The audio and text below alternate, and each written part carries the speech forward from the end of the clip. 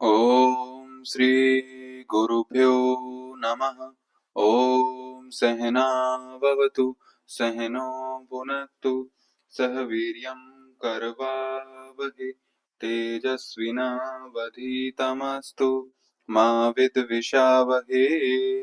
ओम शांति शांति शांति। सभी को तो एनाटॉमी की हम पीवाईक्यू पढ़ रहे थे लास्ट 10 इयर्स के 2017 से लेकर अभी जो लेटेस्ट एग्जाम हुआ था जनवरी 2026 में।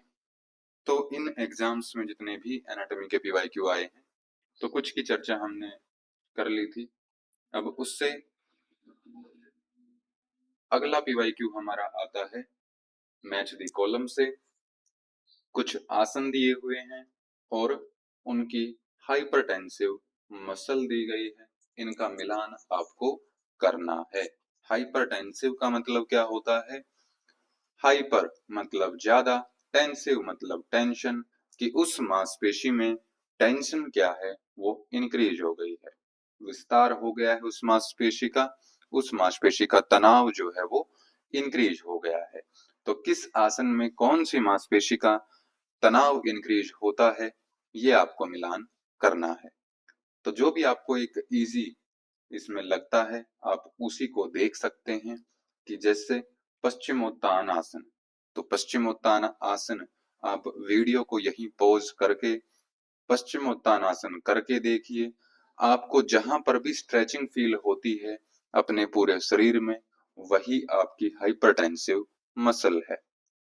फाइनल पोज की हम बात कर रहे हैं तो आप देखोगे कि थाई के पीछे वाली साइड में आपको खिंचाव महसूस होता है। तो यानी कि पश्चिमोत्तानासन में बैक ऑफ थाई जहां पर मांसपेशी प्रेजेंट है हैमस्ट्रिंग, तो वो हमारी हाइपरटेंसिव मसल हो जाएगी। तो ए का आपका 4 रहेगा, तो जिसमें ए का 4 नहीं है वो ऑप्शन आपके कट हो जाएंगे। इसके बाद आता है त्रिकोण आसन। तो जब हम त्रिकोण आसन लगाते हैं तो जिस साइड हम झुकते हैं तो उस साइड की मैं बात कर रहा हूं, तो वहां की एब्डोमिनल मसल्स कॉन्ट्रैक्ट होती हैं। तो साइड के लिए हम शब्द यूज करते हैं लेटरल, यानी कि लेटरल एब्डोमिनल मसल।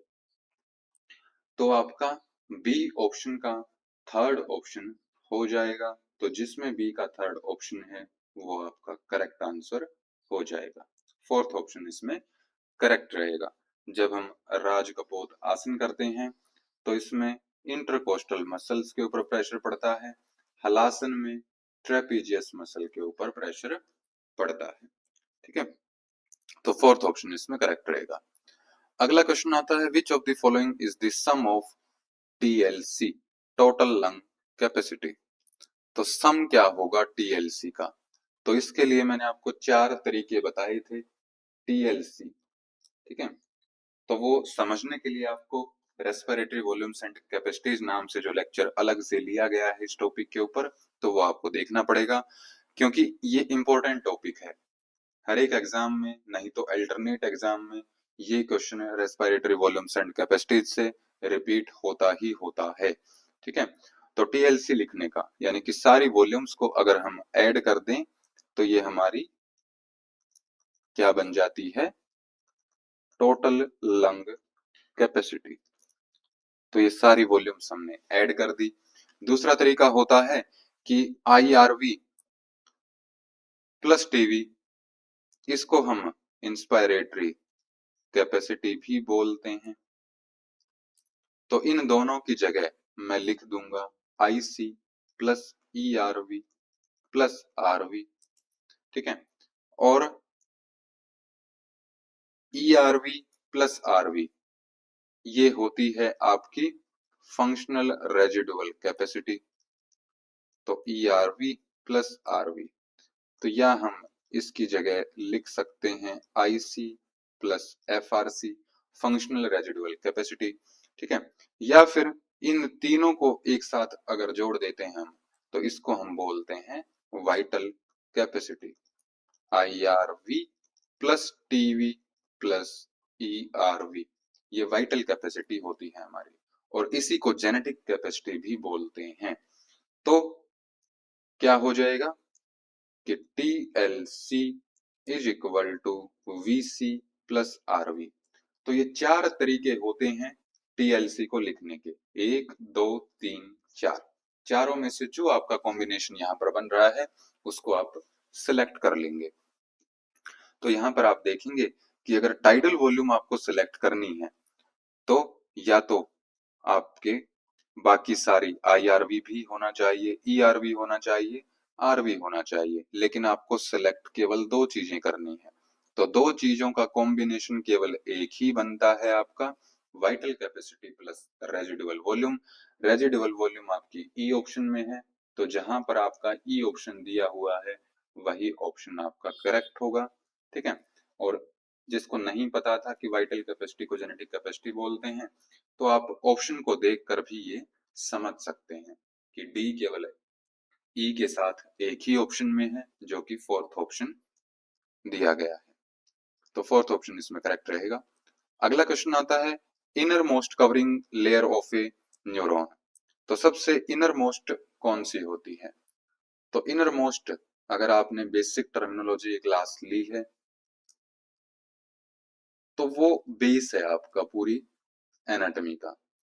ठीक है, क्योंकि कई सारे टॉपिक ऐसे होते हैं कि जो हम कवर नहीं कर पाते हैं अपनी तैयारी के दौरान, लेकिन अगर ये टर्म्स को हम समझ लेते हैं तो हमारा 99% जो है इनसे आंसर करेक्ट हो जाएगा। तो इनर मोस्ट के लिए एपी का मतलब हमने ऊपर किया था, पेरी का मतलब हमने सराउंडिंग किया था, एंडो का मतलब हमने अंदर किया था, एक्टो का मतलब भी बाहर होता है। तो इनर मोस्ट अंदर के लिए केवल एक ही वर्ड यहाँ पर आया है जो कि है एंडो न्यूरियम। तो यही आपका करेक्ट आंसर हो जाएगा। और अगर आप देखना चाहें तो जो ये वाली लेयर है इसको हम एपिन्यूरियम बोलते हैं, तो बाहर है सबसे।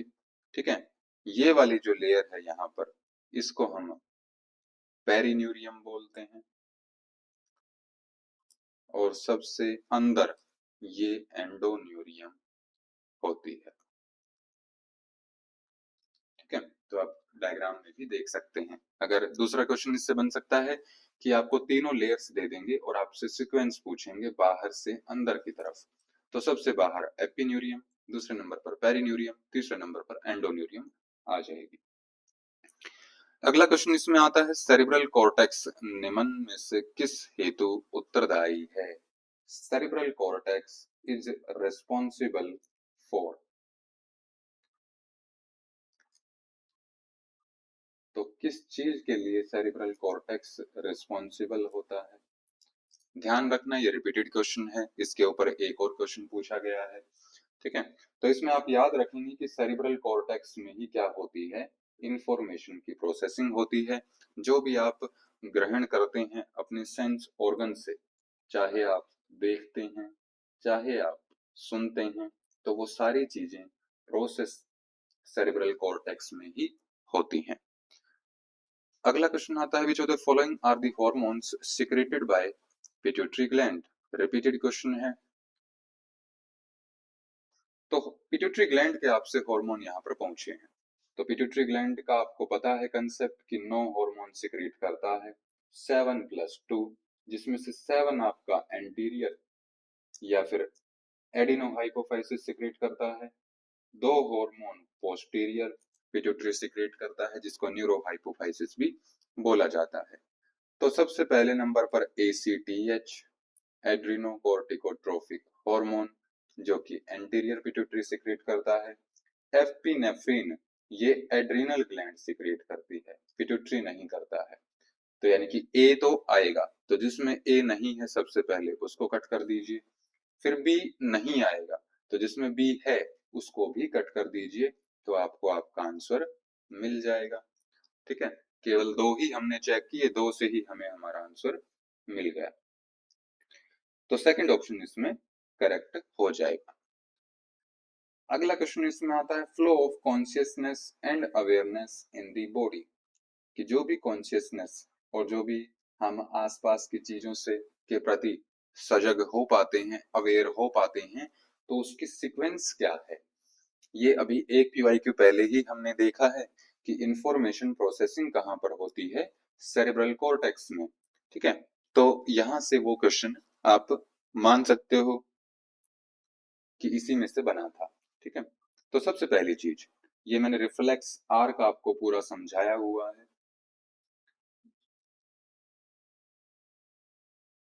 तो नर्वस सिस्टम पीवाईक्यू नाम से जो आपकी वीडियो है, उसमें ये पूरा डिटेल में टॉपिक बताया हुआ है। ठीक है, तो फटाफट से इसको देख लेते हैं शॉर्ट में कि सबसे पहले कोई सेंसेशन या फिर कोई स्टिमुलस आपके पास आएगा।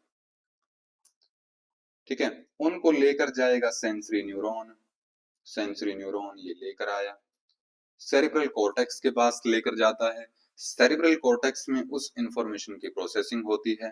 प्रोसेसिंग होने के बाद मोटर न्यूरॉन उसको इफेक्टर पार्ट तक उस रिस्पॉन्स को वापस लेकर आता है। ये एक सीक्वेंस रहती है, यानी कि सबसे पहले जो सेंसेशन आती है उसको रिसीव कौन करेगा, तो सेंस ऑर्गन ही करेंगे। सेंस ऑर्गन यानी कि स्टिमुलेट होंगे, तो पहले नंबर पर आपका स्टिमुलेशन ऑफ सेंस ऑर्गन हो जाएगा। ठीक है, तो जिसमें डी पहले नंबर पर है वही आपका ऑप्शन करेक्ट है, जो कि पहला ऑप्शन है हमारा। ठीक है, बाकी आप सीक्वेंसेस की पढ़ लेना, और अगर डिटेल में चाहिए तो ये वीडियो आप देख सकते हो। ठीक है, क्योंकि हम एग्जाम टाइम की प्रैक्टिस कर रहे हैं, तो इतना ही केवल आपको रीड करना है कि सबसे पहले पहचानना है कि पहले नंबर पर क्या आएगा, बाकी ऑप्शन रीड करने की जरूरत नहीं है। अगला क्वेश्चन आता है, minimum muscle tone is seen during. तो सबसे कम मसल टोन तो किस अवस्था में देखने को मिलती है। सबसे आराम की अवस्था में सबसे कम मसल टोन होगी। सबसे आराम की अवस्था जितनी भी चीजें लिखी हुई हैं नींद के दौरान होती है, तो मिनिमम मसल टोन भी नींद के दौरान ही होगी। अगला क्वेश्चन आता है, the amount of air that enters and exhales from the lungs of a healthy person is called. ठीक है, अब इस यहां से आपके तीन स्टेटमेंट अलग अलग बन जाती हैं। ठीक है, तो पहली, इसके बाद मैं लिखूं एट रेस्ट, दूसरी स्टेटमेंट ये बन जाएगी, तब भी आपका आंसर सेम रहेगा। ठीक है, क्योंकि फोर्सफुली वर्ड यहाँ पर यूज नहीं किया है कि आप अपने प्रयास पूर्वक श्वास को ले रहे हैं और छोड़ रहे हैं, ऐसा वर्ड यूज नहीं किया है इसने। ठीक है, केवल लिखा है कि नॉर्मली जो श्वास अंदर जाती है, एयर अंदर जाती है और बाहर निकलती है, उसको हम क्या बोलते हैं। ठीक है, तो यहां पर एक और वर्ड मिल सकता था, पैसिवली। ठीक है, तो ऐसी एयर जो रेस्ट के दौरान पैसिवली बिना किसी प्रयास के एक हेल्दी इंसान के अंदर जाती है और बाहर निकलती है, उसको हम टाइडल वॉल्यूम बोलते हैं। ये हमने पिछले क्लास में भी आपको बताया था, तो वहां पर भी इसके पीवाईक्यू कुछ आए थे जिसमें मैंने कंसेप्ट इसका पूरा आपको पिछली क्लास में भी समझाया था। अगला क्वेश्चन आता है, दो स्टेटमेंट आपको दी हुई है और स्टेटमेंट का देखना है कि ये ट्रू है कि फॉल्स है। पहली statement, excessive secretion of thyroid hormone is called hyperthyroidism. तो हाइपर का मतलब ही क्या होता है, एक्सेस होता है। अगेन बेसिक टर्मिनोलॉजी वाली क्लास, अगर इतना आपको पता था तो ये आपको क्वेश्चन हो जाना चाहिए था। तो पहली स्टेटमेंट इसमें ट्रू है, तो यानी कि दो ऑप्शन आपके कट हो गए। ठीक है, अब बात आती है दूसरी स्टेटमेंट की कि Graves disease is an auto immune disease and is the most common cause of hyperthyroidism. तो ये भी बिल्कुल क्या है, ट्रू है। हाइपरथायरॉयडिज्म मैंने आपको जब करवाया था तो उसमें बताया था कि ग्रेव्स डिजीज जो है वो हाइपर से ही संबंधित होती है। हाइपो की भी आप याद रखेंगे, हाइपोथायरॉयडिज्म से एक तो होती है गोइटर, इससे संबंधित होती है, और दूसरी होती है हाशिमोटोज डिजीज। ठीक है, तो ये भी आप पॉइंट अपने नोट्स में लिख लेंगे, अगर क्वेश्चन बनता है तो इसको देख लेंगे। अगला क्वेश्चन आता है the bones of the axial skeleton are. अब जो दो टाइप के हमने स्केलेटन किए थे स्केलेटल सिस्टम में, axial skeleton and appendicular skeleton, तो उसमें से आपसे पूछा है कि केवल मुझे ये बताओ कि एक्सियल स्केलेटन की कौन सी हड्डियां इसमें हैं। ठीक है, तो एक्सियल यानी कि जो एक्सेस पर होता है, मिड लाइन के ऊपर जो भी आपके बॉडी पार्ट्स आते हैं, जो भी हड्डियां आती हैं, वो आपकी एक्सियल स्केलेटन होती हैं। तो क्लेविकल क्या मिड लाइन के ऊपर आता है? तो जवाब है कि नहीं आता। वर्टिब्रा मिड लाइन के ऊपर आते हैं? तो जवाब है कि आते हैं। स्कैपुला क्या आते हैं? तो बिल्कुल नहीं आते। स्कल आती है, हायोइड बोन आती है, सेंटर में होती है। तो सेकंड, फोर्थ एंड फिफ्थ, तो डी ऑप्शन आपका इसमें करेक्ट हो जाएगा। ठीक है, और ये तो आपकी है अपेंडिकुलर स्केलेटन से। ठीक है, और दोनों शोल्डर गिर्डल भी बनाती हैं। ये भी आपसे क्वेश्चन पूछा जा सकता है कि शोल्डर गिर्डल में कौन सी हड्डियां आती हैं। तो क्लेविकल प्लस स्कैपुला, दो तो ये हो गई, और तीसरी होती है ह्यूमरस। तो ये तीन हड्डियां आती हैं, ये पॉइंट आप नोट्स में लिख लेंगे। अगला क्वेश्चन आता है voluntary muscles are found in. Voluntary यानी कि ऐच्छिक मांसपेशियां जो आपकी इच्छा के अनुसार काम करती हैं, तो वो कहाँ पर प्रेजेंट होती हैं? जिनको हम स्केलेटल मसल भी बोलते हैं, स्ट्राइटेड मसल भी बोलते हैं, ठीक है, लाइन मसल भी बोलते हैं, जिनके ऊपर लाइन होती है। तो क्या जीभ हमारी मर्जी से हिलती डुलती है? तो बिल्कुल हिलती डुलती है। तो यानी कि जिसमें ए नहीं है उसको आप कट कर दीजिए। ठीक है, दूसरे नंबर पर आता है इनिशियल पार्ट ऑफ इसोफेगस। तो ईसोफेगस का जो सबसे पहले वाला हिस्सा होता है, सबसे ऊपर वाला हिस्सा होता है, तो वो भी हमारे नियंत्रण में ही होता है, यानी कि बी भी आएगा। तो जिसमें बी नहीं है उसको भी कट कर दीजिए। तो बचा आपका फोर्थ ऑप्शन,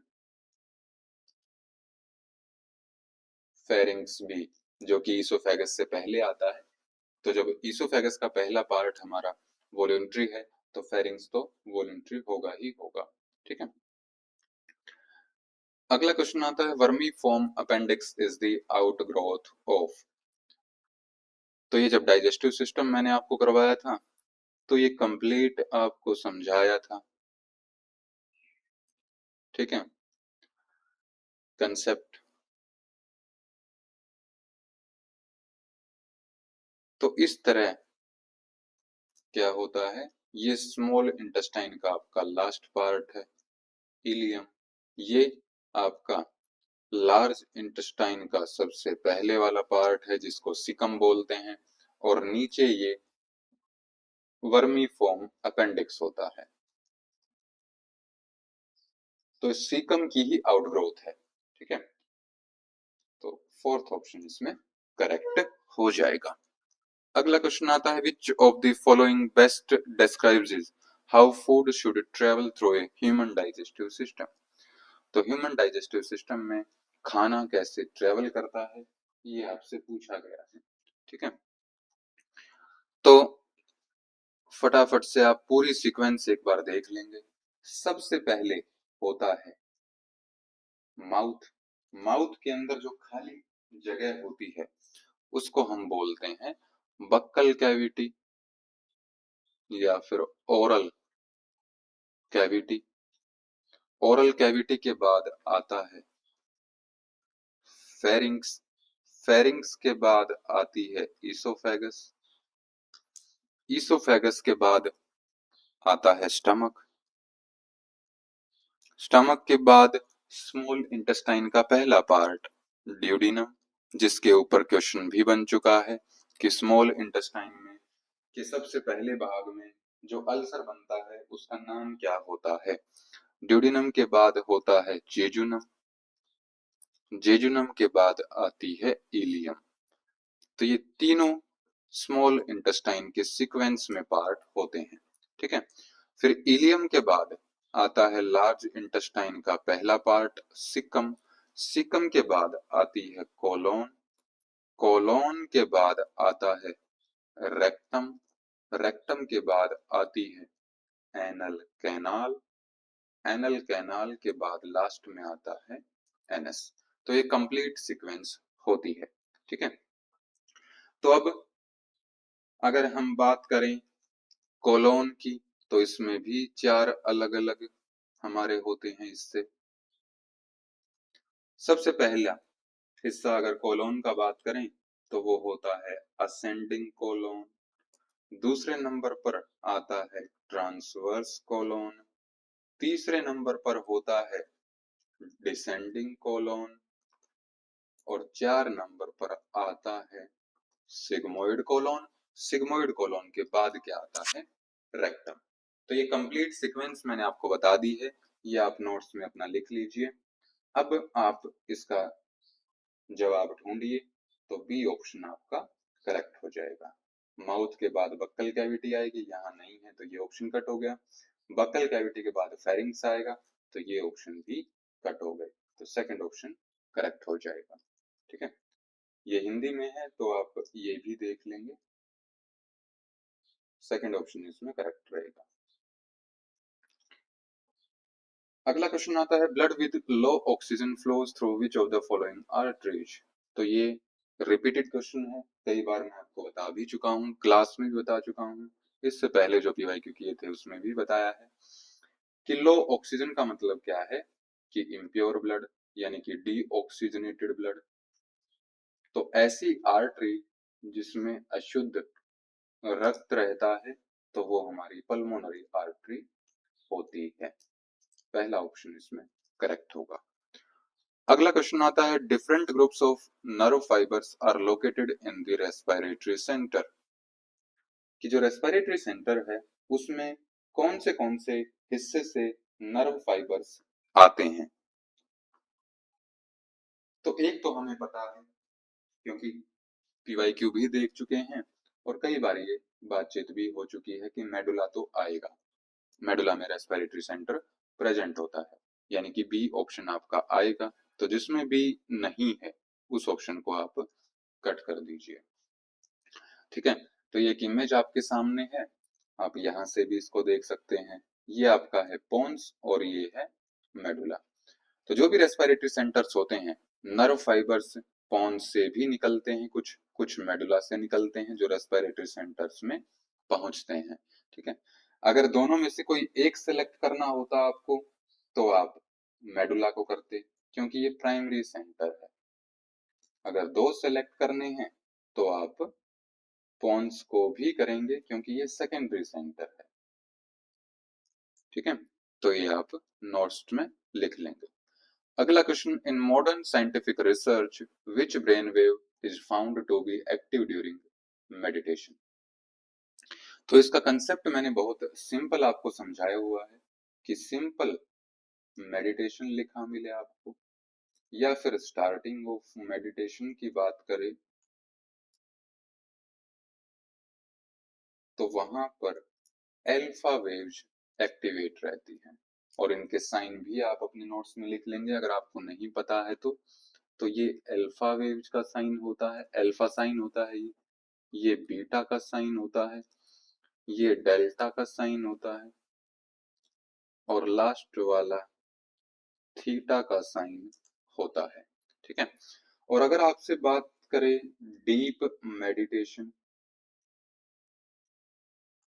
या फिर ट्रांस की, समाधि की, तो आप बीटा वेव्स को सिलेक्ट करेंगे। ठीक है, और अगर मेडिटेशन आपको दे दिया जाए लेकिन मैं अल्फा ऑप्शन में ही ना दूं आपको, या फिर सिंपल मेडिटेशन लिखा है और अल्फा ऑप्शन में नहीं है, तो आप बीटा वेव्स को सिलेक्ट करेंगे। ठीक है, कॉमन सेंस की चीज है। तो फर्स्ट ऑप्शन इसमें हमारा करेक्ट हो जाएगा, अल्फा वेव्स। अगला क्वेश्चन आता है how many thoracic vertebrae are there in human body. तो इसकी सीक्वेंस आपको लिखवाई हुई है C7, T12, L5, S1, 5 fused, coccyx CO1, 4 fused। ठीक है, तो ये एक सीक्वेंस आपको प्रॉपर मैंने याद करवाई हुई है। तो जिसमें सी का मतलब है सर्वाइकल, और कितने सारे क्वेश्चन इससे पूछे गए हैं। अभी जनवरी 2026 में जो एग्जाम हुआ था उसमें भी इससे रिलेटेड क्वेश्चन पूछा था। ठीक है, तो ये आप अच्छे से कर लेना। टी का मतलब है थोरेसिक, जो कि संख्या में कितनी होती है 12, 7 आपकी सर्वाइकल होती हैं, 5 आपकी लंबर होती हैं, 10 कोई भी वर्टिब्रा की संख्या नहीं होती। ठीक है, अगला क्वेश्चन आता है ईयर बोन्स कौन सी हैं, जो भी आपको 4 ऑप्शन दिए हुए हैं। तो ईयर बोन्स को याद करने का तरीका भी मैंने आपको बताया हुआ है। एक सिंपल आपको मिस याद करना है, जिसमें एम से बनता है मेलियस, आई से बनता है इंकस और एस से बनता है स्टेपीज। ठीक है, तो स्टेपीज और इंकस दोनों आपकी ईयर बोन्स हैं, इलियम और स्कैफोइड नहीं है।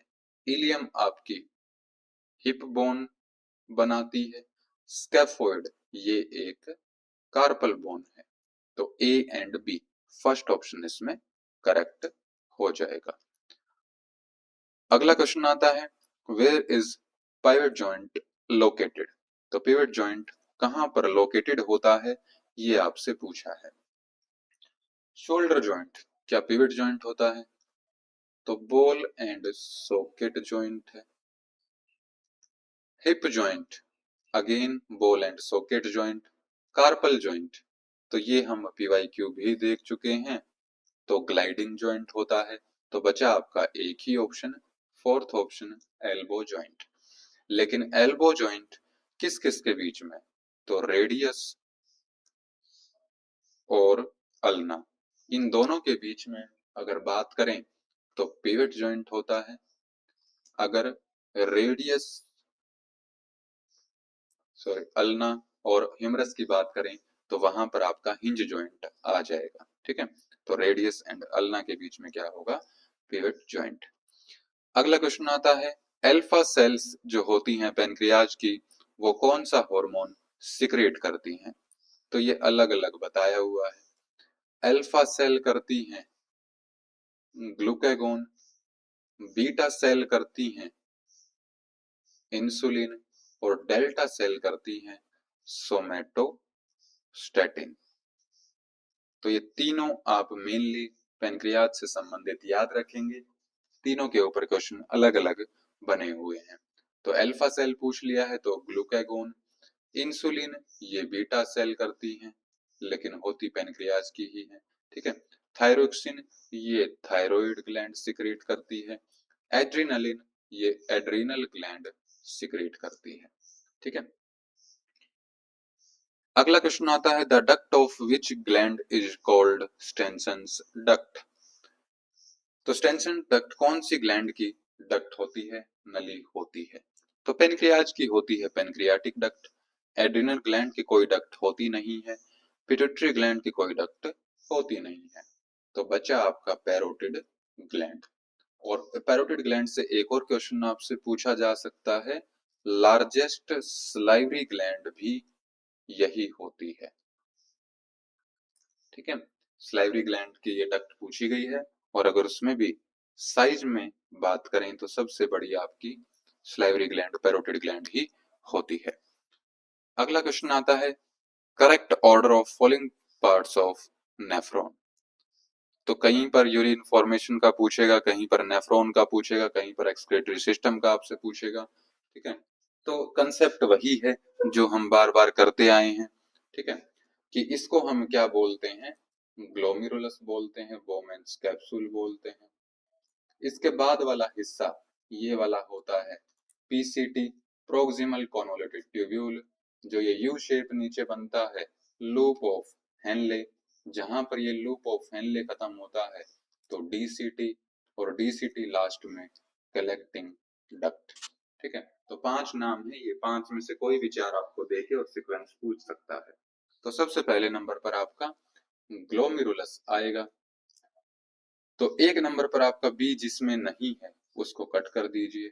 2 नंबर पर आपका सी आएगा, तो जिसमें 2 नंबर पर सी नहीं है उसको भी कट कर दीजिए, तो डी ऑप्शन आपका करेक्ट हो जाएगा। अगला क्वेश्चन आता है, हाइपोथैलेमस ब्रेन के किस भाग में स्थित है, ये आपसे पूछा है। तो ये ब्रेन का आपके सामने एक डायग्राम दिया हुआ है, इसमें आप देख सकते हैं अलग अलग इसकी लोकेशन। ये जो सबसे बड़े वाला हिस्सा होता है इसको हम सेरिब्रम बोलते हैं, और ये जो आपको हिस्सा यहाँ पर दिख रहा है ये होता है थैलेमस। हाइपो का मतलब होता है नीचे, तो हाइपोथैलेमस के नीचे ये जो स्ट्रक्चर प्रेजेंट है इसको हम हाइपोथैलेमस बोलते हैं। ठीक है, नीचे ये आपकी पिट्यूटरी ग्लैंड है,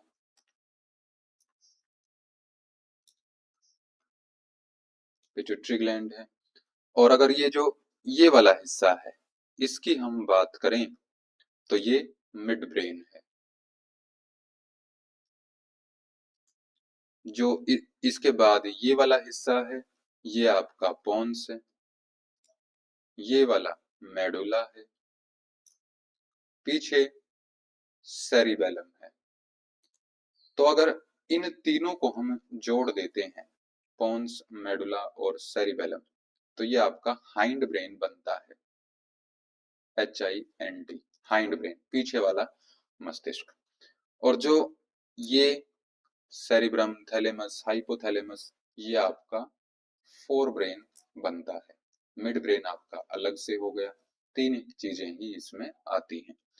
तो अब हाइपोथैलेमस आपका फोर ब्रेन का हिस्सा होता है, मिड ब्रेन में मिड ब्रेन ही होता है, ब्रेन ब्रेन कोई होता नहीं है।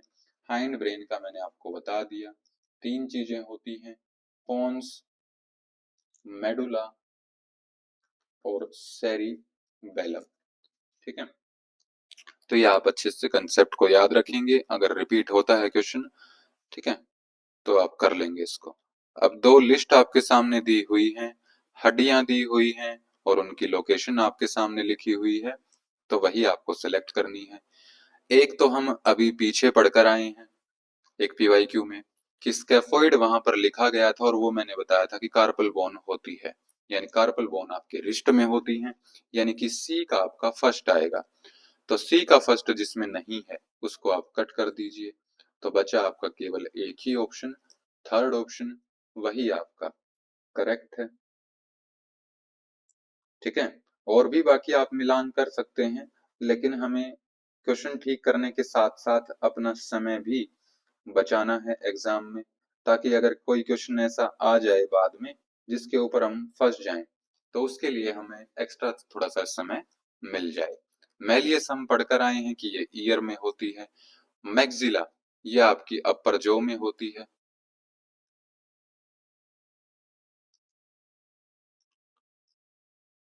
मैलियस ईयर में, और स्टर्नम आपकी थोरैक्स में रहती है।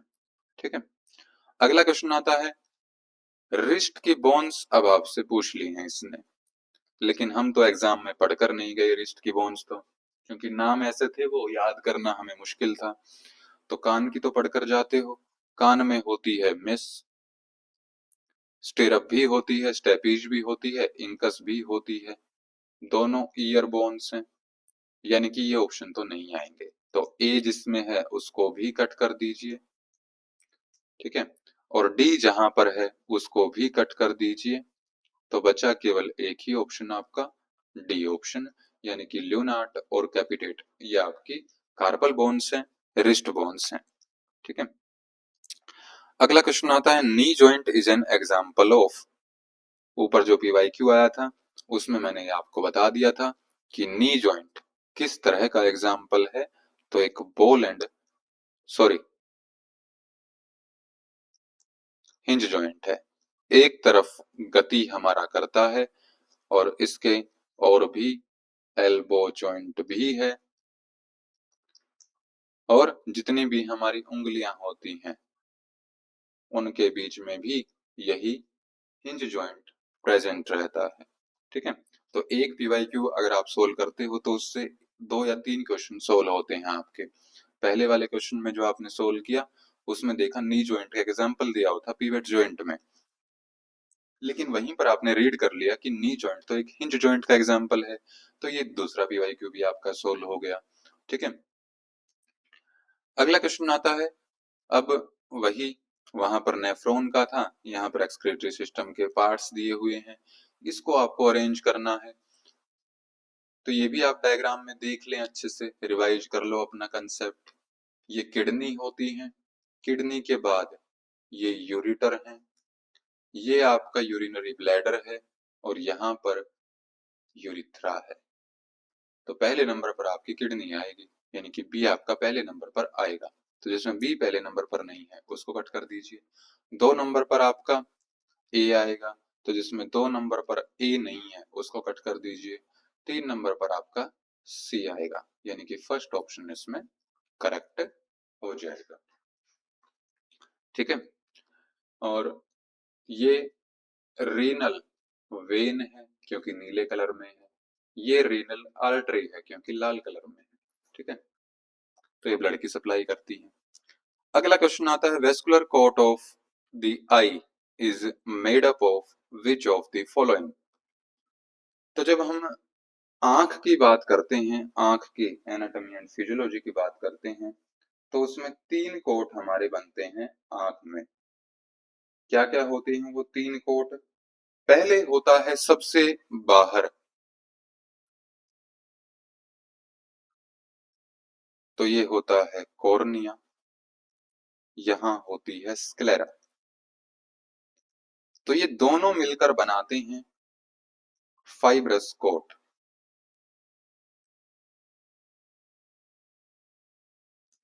फाइब्रस, फाइबर्स से बने होते हैं फाइब्रस कोट। ठीक है, उसके बाद आती है हमारी, जहां पर ब्लड वेसल्स प्रेजेंट होती हैं, यानी कि जहां पर मांसपेशियां प्रेजेंट होती हैं, ऐसी लेयर। तो दूसरे नंबर पर आती है हमारी कोरोइड, और ये हैं यहां पर सिलियरी बॉडी। सिलियरी बॉडी के बीच में, सॉरी आगे ये पॉइंट निकलता है जिसको हम बोलते हैं आइरिस। आइरिस के बीच में ये जो गैप होता है इसको हम बोलते हैं प्यूपिल। तो ये 4 चीजें मिलकर हमारे क्या बनाती हैं? Vascular coat. कलर अलग अलग रख रहा हूं मैं इसका, जो येलो में है वो आपका फाइब्रस कोट है, जो व्हाइट कलर में है वो आपका वेस्कुलर कोट है। ठीक है, तीसरा आता है हमारा लास्ट इसमें, क्या है? नर्वस लेयर या फिर नर्वस कोट। तो जहां पर जो सबसे अंदर वाली होती है हमारी, ये है रेटिना। रेटिना के बाद ये नर्व्स निकलती हैं जिनको हम बोलते हैं ऑप्टिक नर्व्स। ठीक है, और एक आता है इसमें विट्रस ह्यूमर। तो ये 3 चीजें हमारी नर्वस कोट बनाती हैं।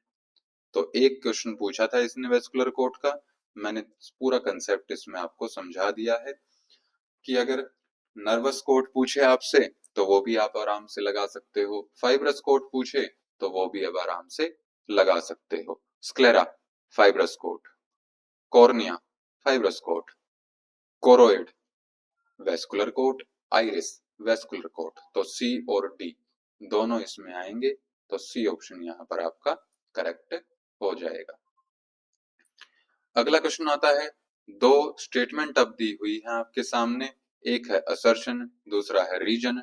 इसमें आपको बताना है कि कौन सी स्टेटमेंट करेक्ट है, कौन सी इनकरेक्ट है। तरीका मैंने असर्शन रीजन का आपको समझा दिया था, कैसे आपको इसकी प्रैक्टिस करनी है। तो पहला असर्शन इसमें आता है, photosensitive pigments are present in the cones of the eye. Cones, तो ये पूरा मैं आपको कंसेप्ट समझा चुका हूं। C for cone, C for colour. जो कलर विजन के लिए रिस्पॉन्सिबल होती हैं सेल्स, उनको हम कौन सेल्स बोलते हैं, जो कि फोटोसेंसिटिव होती हैं। यानी कि असर्शन आपका बिल्कुल ट्रू है। तो असर्शन जिसमें गलत लिखा हुआ है वो ऑप्शन आपका कट हो जाएगा। ठीक है, अब इसके बाद रीजन दिया है different classes of sensors are not produced by different conjugations of the three types of cons.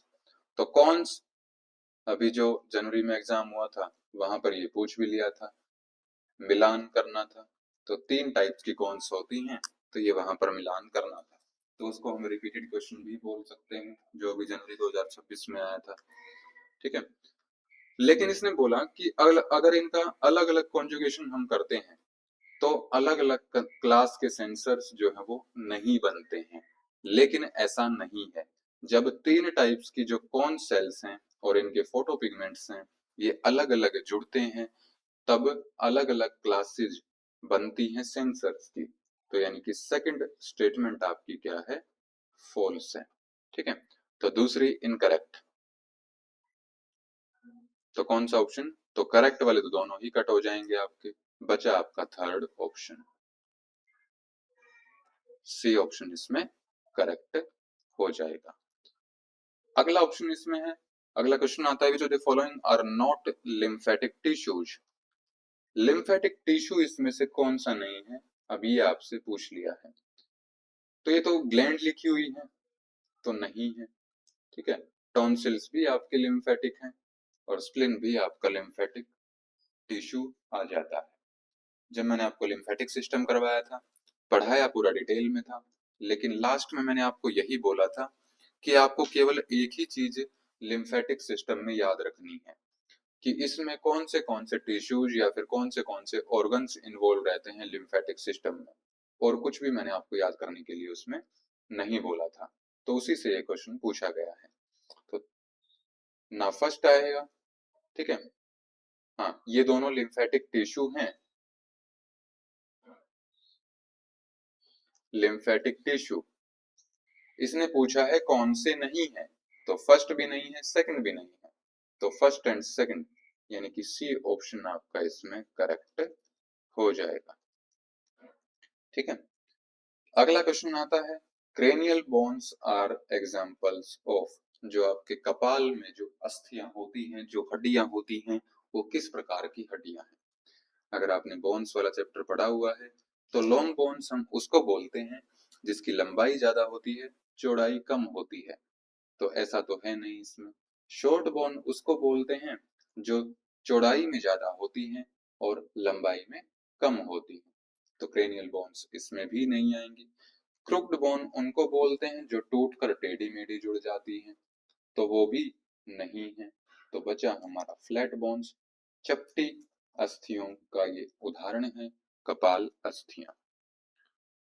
अगला क्वेश्चन आता है ऑन साइनोवियल जॉइंट्स आर, जितनी भी साइनोवियल संधियां हैं वो किस तरह की होती हैं, क्या वो बिल्कुल भी गति नहीं करती हैं या थोड़ी बहुत गति करती हैं या पूरी गति करती हैं या केवल फिसलती हैं। तो जो भी हमारा शरीर हिलडुल पाता है, हम एक जगह से दूसरे जगह पर जा पाते हैं, गति कर पाते हैं, तो वो साइनोवियल जॉइंट्स के माध्यम से ही होता है, यानी कि ये कंप्लीटली मोबाइल होते हैं। ठीक है, अगला क्वेश्चन आता है which of the following glands functions as exocrine and endocrine. Simple भाषा में आपसे पूछा है मिक्स्ड ग्लैंड कौन सी है, तो मिक्स्ड ग्लैंड, अब आपको इसका पता चल भी गया होगा कि पैनक्रियाज को क्या बोला जाता है, मिक्स्ड ग्लैंड। ठीक है, अगला क्वेश्चन आता है percentage of plasma in human blood is approximately. तो ब्लड में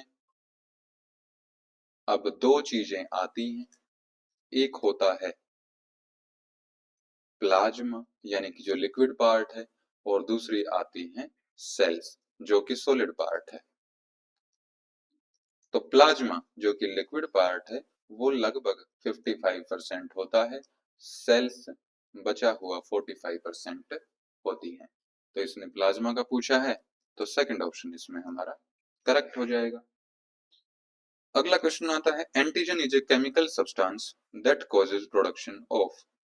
एंटीजन के विरोध में जब इम्यूनिटी हमने की थी, पीवाईक्यू भी इसका एक करके आए हैं हम, उसी के विरोध में या फिर उसी के रिस्पॉन्स में क्या बनती है हमारे शरीर में, एंटीबॉडी। और ये एंटीजन कोई भी चीज हो सकती है, चाहे आप कोई मेडिसिन लें लेकिन शरीर उसको नुकसानदायक माने अपने लिए, तो उसको वो एंटीजन की तरह ले सकता है और एंटीबॉडी प्रोड्यूस कर सकता है उसको मारने के लिए। कोई बैक्टीरिया हो सकता है, कोई वायरस हो सकता है, एंटीजन कोई भी चीज हो सकती है। अगला क्वेश्चन आता है एसए नोड इज लोकेटेड इन। ये भी रिपीटेड क्वेश्चन है, ये क्वेश्चन हम पहले देख चुके हैं। ठीक है, तो ये एसए नोड लोकेटेड है आपका। एसए नोड की फुल फॉर्म भी आपको पता होनी चाहिए, साइनो एट्रियल नोड। ये दूसरे नंबर पर जो है ये है एवी नोड, एट्रियोवेंट्रिकुलर नोड। यहां पर ये बंडल ऑफ हिस्सा आ जाता है। ठीक है, एक क्वेश्चन में ये पूरी सीक्वेंस पूछी थी कि जो कंडक्शन है वो कैसे ट्रेवल करता है, तो एसए नोड से एवी नोड के पास, एवी नोड से बंडल ऑफ फिश के पास, और ये हैं bundle branch, right and left, और लास्ट में पुरकिंजे फाइबर्स आते हैं जो कि मायोकार्डियम तक पहुंचते हैं। ठीक है, तो यानी कि राइट एट्रियम में, ये राइट एट्रियम है, यहीं पर क्या होता है एसए नोड सिचुएटेड रहता है, लोकेटेड रहता है। अगला क्वेश्चन अब आता है इसमें, डेंड्राइट्स कैरी नर्व इम्पल्स। तो जो डेंड्राइट्स हैं उनकी दिशा क्या होती है नर्व इम्पल्स को कैरी करने में। ठीक है, तो ये क्वेश्चन कितनी बार आ चुका है ये, तो ये डेंड्राइट्स होते हैं। इसमें दिशा पूछी है, ये सेल बॉडी है। ठीक है, दिशा आपको पता है कि ये डायरेक्शन होती है मैसेज के ट्रेवल करने की, तो यहां से ये जाएंगे और ऐसे मैसेज अगले न्यूरॉन के पास पहुंचता है, तो डेंड्राइट्स सेल बॉडी के पास लेकर जाती है मैसेज को, यानी कि सी ऑप्शन इसमें करेक्ट रहेगा। एक्सोन जो कि ये वाला हिस्सा होता है, अगर इसकी पूछें तो ये अवे फ्रॉम सेल बॉडी लेके जाती है मैसेज को या फिर नर्व इम्पल्स को। अगला क्वेश्चन आता है, दो लिस्ट आपके सामने दी हुई है, इसमें आपको सेलेक्ट करना है, मिलान करना है इनका। ठीक है, तो कितनी बार हम ये क्वेश्चन कर चुके हैं। न्यूरॉन नर्वस सिस्टम से संबंधित है, नर्वस सिस्टम में मेन हमारा होता है ब्रेन, यानी कि ब्रेन से संबंधित है। कॉर्निया का अभी हम पढ़कर आए हैं आंख की एनाटॉमी एंड फिजियोलॉजी में, यानी कि ए का आपका 3 आएगा, तो जिसमें ए का 3 है वही ऑप्शन आपका करेक्ट है, बाकी हमें देखने की भी जरूरत नहीं है, तो बी ऑप्शन इसमें करेक्ट हो जाएगा। अगला क्वेश्चन है, total number of spinal nerves in human body etch. तो स्पाइनल नर्व्स की संख्या आपसे पूछी गई है। अब नर्वस सिस्टम के काफी सारे टाइप्स होते हैं, उसमें से एक टाइप है पेरिफेरल नर्वस सिस्टम। तो अब इसमें दो चीजें आती हैं हमारी, एक आती है क्रेनियल नर्व्स और दूसरी आती है स्पाइनल नर्व्स। स्पाइनल नर्व्स के ऊपर इसने यहाँ पर क्वेश्चन पूछ लिया है, क्रेनियल नर्व्स के ऊपर कई बार पूछ चुका है। क्रेनियल नर्व्स में संख्या नहीं पूछता है, वो पूछता है क्योंकि ये 12 के 12 नाम आपको पता होने चाहिए सीक्वेंस में, जिनकी सीक्वेंस मैंने ऑप्टा फैगवा ये बताई थी। तो आप इसको ट्रिक को अपने नोट्स में लिख लेंगे नाम सहित। ठीक है, कोई भी पूछी जा सकती है, आपसे पूछ लिया फोर्थ कौन सी होती है, ठीक है, सेवंथ कौन सी होती है, ट्वेल्थ कौन सी होती है क्रेनियल नर्व, इस तरह से क्वेश्चन इसमें बन सकता है। स्पाइनल नर्व्स आपकी होती हैं 31 पेयर्स, 31 जोड़े स्पाइनल नर्व्स प्रेजेंट होती हैं। अगला क्वेश्चन आता है, secretions from endocrine glands are called. अगर अंतःस्रावी ग्रंथि है तो उसकी सिक्रेशन को, उसके स्राव को क्या बोला जाता है, तो एंडोक्राइन ग्लैंड्स पिट्यूटरी है, थायराइड है, एड्रिनल है, तो ये हार्मोन सिक्रेट करती हैं। ठीक है, अब बात आती है कि एक्सोक्राइन की सिक्रेशंस को क्या बोलते हैं फिर, बहिस्रावी ग्रंथियां। तो एक तो इसमें लिखा हुआ है एंजाइम, एक होता है जो कान में वैक्स बनता है, जो आपको पसीना आता है ठीक है। और जो स्लाइवा बनती है, मुंह में लार बनती है, ये सारी एक्सोक्राइन ग्लैंड्स हैं। तो ये आपसे क्वेश्चन पूछा जा सकता है। ठीक। अगला क्वेश्चन आता है, animal cell membrane contains. Animal cell membrane किस चीज की बनी होती है, ये आपसे पूछ लिया गया है। रिपीटेड क्वेश्चन है ये भी। ठीक है। तो फैट की बनी होती है, फैट की यूनिट होती है लिपिड, तो यानी कि लिपिड्स की बनी होगी। और लिपिड्स की भी दो लेयर रहती है। ठीक है। तो यानी कि फोस्फोलिपिड। कार्बोहाइड्रेट कैल्शियम का कोई रोल नहीं है, तो ग्लोबुलर प्रोटीन और फोस्फोलिपिड, प्रोटीन और लिपिड्स, फैट और प्रोटीन, आप ऐसे इसको समझ सकते हैं। ठीक है। तो यानी कि ए और बी, ये आपका ऑप्शन इसमें करेक्ट हो जाएगा, जो कि फर्स्ट ऑप्शन में दिया हुआ है। ठीक है। इसको आप अच्छे से देख लेना। अगला क्वेश्चन आता है, progesterone hormone is secreted from which gland. तो ये भी रिपीटेड क्वेश्चन है। अभी जब जनवरी 2026 वाले क्वेश्चन हमने किए थे, तो वहां पर दिया हुआ था मैच द कॉलम में, यहाँ पर अलग से पूछ लिया है। तो ओवरी दो हार्मोन से सिक्रेट करती है, एस्ट्रोजन एंड प्रोजेस्टेरोन। तो पहला ऑप्शन इसमें करेक्ट हो जाएगा। अगला क्वेश्चन आता है, T3 hormone is secreted from which endocrine gland.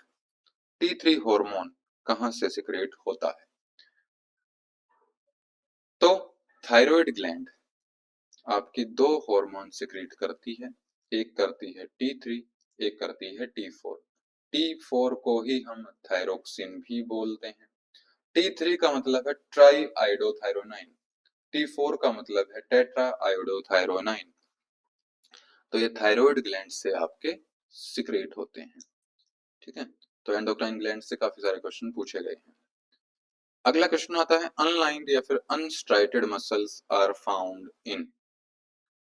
तो जिसके ऊपर लाइनें नहीं है, अरेखित पेशियां हैं, और इनको हम स्मूथ मसल भी बोलते हैं, इनको हम विशरल मसल भी बोलते हैं, और ये इनवॉलेंट्री होती हैं।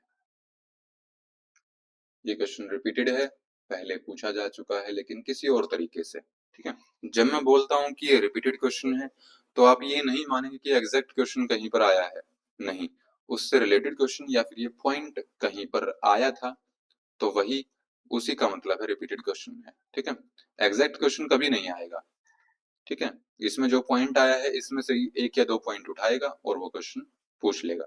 तो all involuntary organs except heart, बिल्कुल सही बात है, क्योंकि इनवॉलेंट्री मसल्स ही ये होती हैं। ठीक है। हार्ट में भी इनवॉलेंट्री मसल्स प्रेजेंट होती हैं, लेकिन वो स्ट्राइटेड होती हैं, उनके ऊपर लाइनें प्रेजेंट होती हैं। ठीक है। इंटेस्टाइन एंड लीवर, जो कि आपके जीआईटी का पार्ट है, तो वो भी इनवॉलेंट्री है। ना आंतों की मूवमेंट आपके कंट्रोल में है, ना लीवर का काम आपके कंट्रोल में है। ठीक है। हार्ट में इनवॉलेंट्री तो प्रेजेंट होती हैं, लेकिन अनलाइंड नहीं होती। तो ये ऑप्शन नहीं आएगा। हाथ पैर हम अपनी मर्जी से हिला सकते हैं, तो इनमें भी इनवॉलेंट्री मसल्स प्रेजेंट नहीं होती। तो पहला ऑप्शन आपका करेक्ट हो जाएगा। अगला क्वेश्चन आता है, arrange the following groups of vertebra in descending order. तो वर्टिब्राज के ऊपर कितने सारे क्वेश्चन पूछ लिए हैं। ठीक है। तो ये आपको पता होना चाहिए। ये कर चुके हैं पहले कि पहले नंबर पर सी आएगा, तो पहले नंबर पर सी जिसमें है वही आपका आंसर है। तो सी ऑप्शन में पहले नंबर पर है। ठीक है। बाकी कोई और देखने की जरूरत नहीं है हमें। अगला क्वेश्चन आता है, tricuspid wall is found between. Tricuspid wall कहां पर प्रेजेंट है, ये आपसे पूछा है। ठीक है। तो ट्राइकस्प का मतलब है एक दो तीन, तीन कस्प हैं। ठीक है। ये है आपका राइट एट्रियम, ये है right ventricle, left atrium, left ventricle, ये है पल्मोनरी आर्टरी। ठीक है। ये है एओर्टा। अब ट्राइकस्पिड वॉल जो है, ये पहली चीज right atrium and right ventricle के बीच में भी प्रेजेंट होता है। Right ventricle and pulmonary artery के बीच में भी प्रेजेंट होता है, लेफ्ट वेंट्रिकल एंड एओर्टा के बीच में भी प्रेजेंट रहता है। ठीक है, तो इसमें से जो ऑप्शन आपको मिले उसको आप टिक कर लीजिए। तो ये बाइकस्पिड या फिर इसका दूसरा नाम है मिट्रल वॉल, ये left atrium and left ventricle के बीच में प्रेजेंट केवल रहता है। ठीक है, तो right atrium and right ventricle, B option इसमें करेक्ट हो जाएगा। अगला क्वेश्चन आता है, circadian clock is located in which part of brain. तो ये देख लो कि रेगुलेट कौन करता है सर्केडियन क्लॉक को, रिपीटेड क्वेश्चन है ये। तो रेगुलेट हाइपोथैलेमस करता है, तो लोकेटेड भी वहीं पर होगा। ठीक है, 5 सेकंड भी हमें एक क्वेश्चन में नहीं लग रही है अगर हमने अच्छे से कंसेप्ट को समझा है तो। ठीक है, अगला क्वेश्चन आता है, which structure of a living cell is responsible for biological protein synthesis. Protein synthesis में कौन सी स्ट्रक्चर रिस्पॉन्सिबल है। गोल्जी अपरेटस, ये ट्रांसपोर्ट का काम करती है। ठीक है, माइटोकॉन्ड्रिया, ये एनर्जी प्रोडक्शन का काम करता है, या फिर बोलें कि एटीपी प्रोडक्शन का काम करता है। लाइसोसोम, ये सुसाइडल बैग होता है। डाइजेस्टिव अपरेटस भी इसको बोलते हैं। बचा आपका राइबोसोम, तो राइबोसोम क्या है, प्रोटीन सिंथेसिस के लिए रिस्पॉन्सिबल है, इसीलिए इसको प्रोटीन फैक्ट्री भी बोला जाता है। ठीक है, और राइबोसोम प्रेजेंट होते हैं रफ एंडोप्लाज्मिक रेटिकुलम के ऊपर।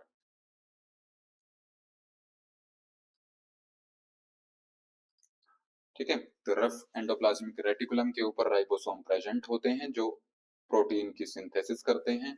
अगर आपको यहाँ पर राइबोसोम ऑप्शन नहीं दिया जाता तो आप यहाँ रफ एंडोप्लाज्मिक रेटिकुलम को पाते ऑप्शन में। ठीक है, और वही आपका आंसर करेक्ट होता।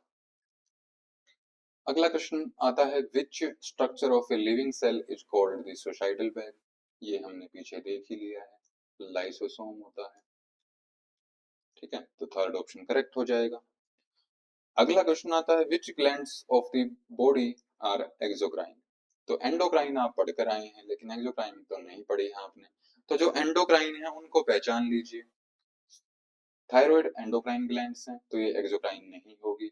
पिट्यूटरी एंडोक्राइन है, ये भी नहीं होगी।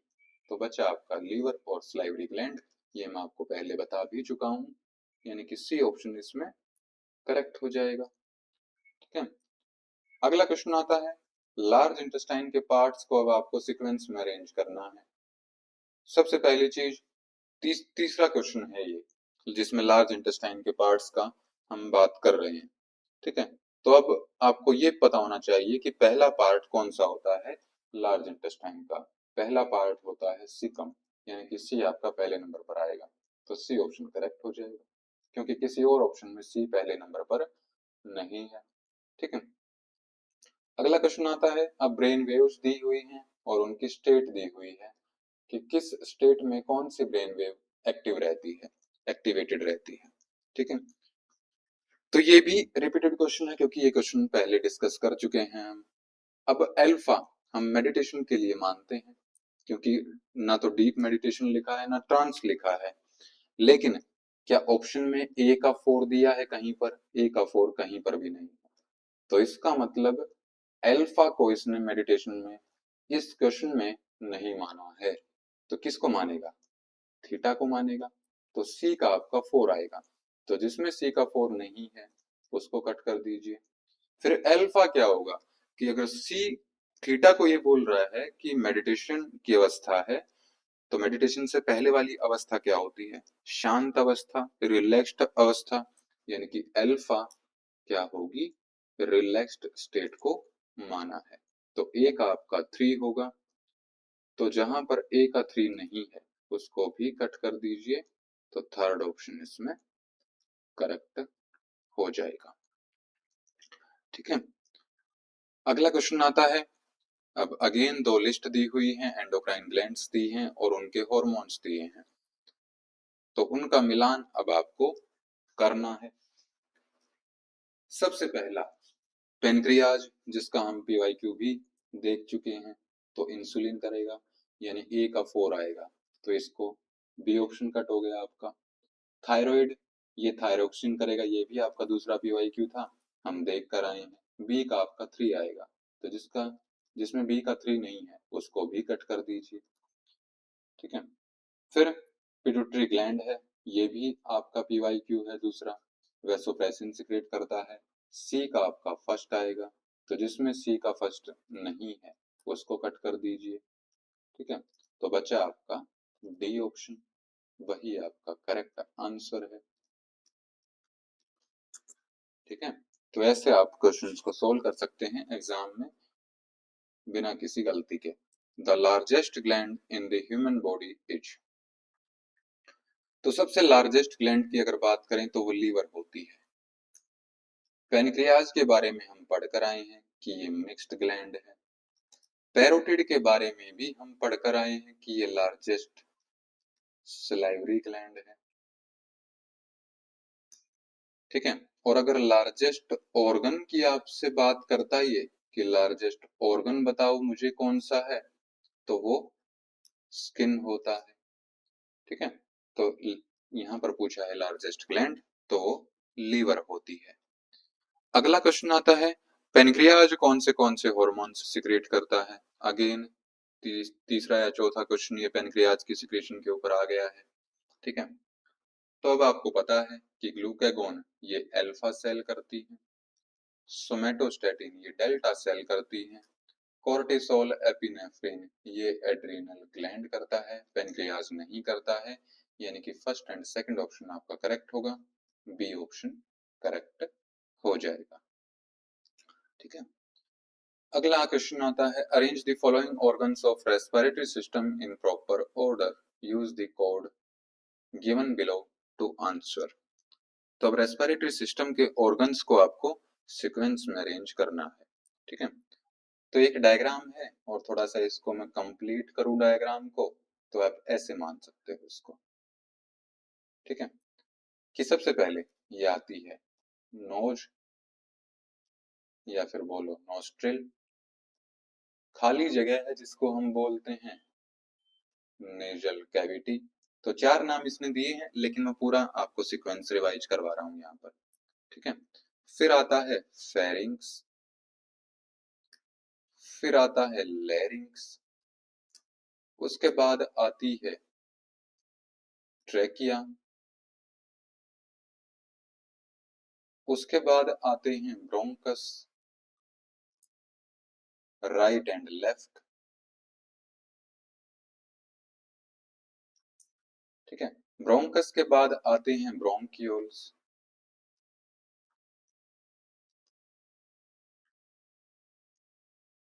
और ब्रोंकियोल्स के बाद लास्ट में आती हैं एल्विलाई। ठीक है, जो अंगूर के गुच्छे की तरह शेप होती हैं उनको हम एल्विलाई बोलते हैं। तो ये पूरी सीक्वेंस आप याद रखेंगे।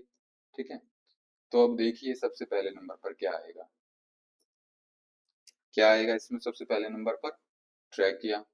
ट्रैकिया के बाद आएंगे ब्रोंकाई, यानी कि पहले नंबर पर सेकंड ऑप्शन आएगा, दूसरे नंबर पर थर्ड आएगा, तो यानी कि डी ऑप्शन आपका करेक्ट हो जाएगा।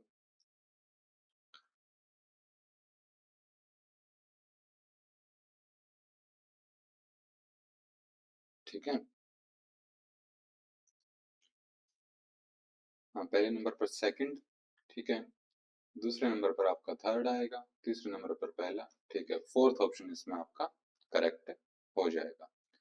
अगला क्वेश्चन आता है, अगेन मैच द लिस्ट से। अब ब्रेन के पार्ट दिए हुए हैं और उनके फंक्शंस आपके सामने दिए हुए हैं।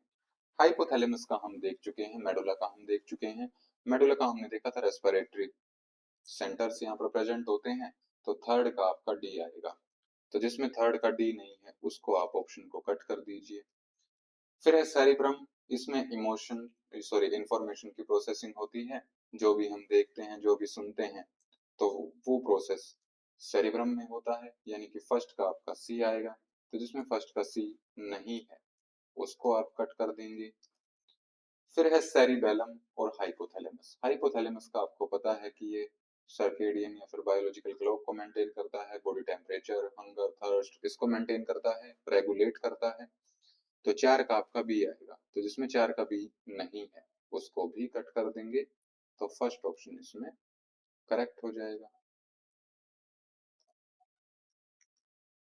ठीक है, तो ये आपका इंग्लिश में है अभी, और यहाँ पर ये हिंदी में यही PYQ है। तो जिसका हिंदी मीडियम है तो यहाँ पर इस वीडियो को पॉज करके सोल्व कर सकते हैं, पढ़ सकते हैं इसको। ठीक है, सोल्व तो मैंने कर दिया है। अगला क्वेश्चन आता है, study of circadian rhythm is called, कि जिसको मेंटेन करता है, रेगुलेट करता है, हाइपोथैलेमस। ठीक है, तो उसके अध्ययन को क्या बोलेंगे? एंडोक्राइनोलॉजी, ये स्टडी ऑफ एंडोक्राइन ग्लैंड्स है।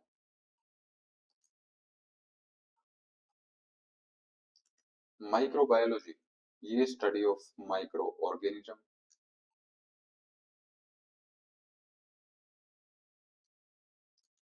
Cell biology, study of cell.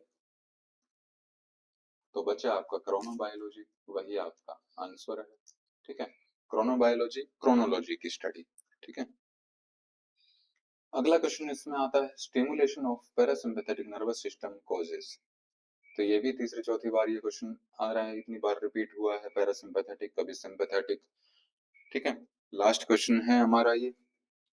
फिर 2 क्वेश्चन मैं आपकी प्रैक्टिस के लिए दूंगा, तो उनके आंसर आप कमेंट बॉक्स में मुझे लिखेंगे। ठीक है, तो अगर पैरासिम्पैथेटिक नर्वस सिस्टम स्टिमुलेट है, यानी कि रेस्ट और डाइजेशन की कंडीशन अभी चल रही है, तो रेस्ट में है तो हार्ट रेट इंक्रीज नहीं होगी, एंजाइटी भी इंक्रीज नहीं होगी, हार्ट रेट डिक्रीज होगा, मांसपेशियां रिलैक्स होंगी।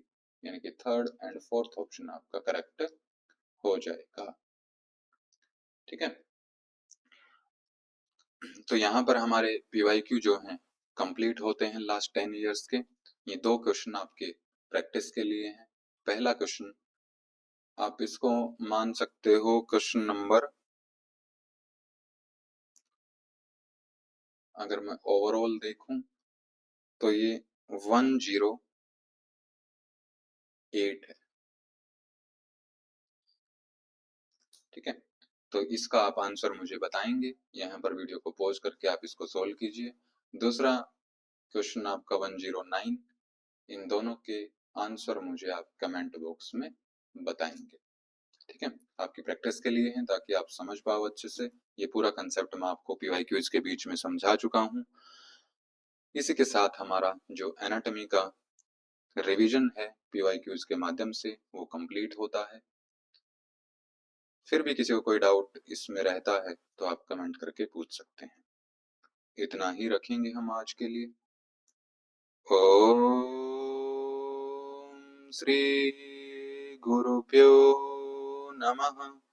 ओम सहना भवतु, सहनो भुनक्तु, सह वीर्यं करवावहै, तेजस्विनावधीतमस्तु मा विद्विषावहै। ओम शांति शांति शांति। सभी को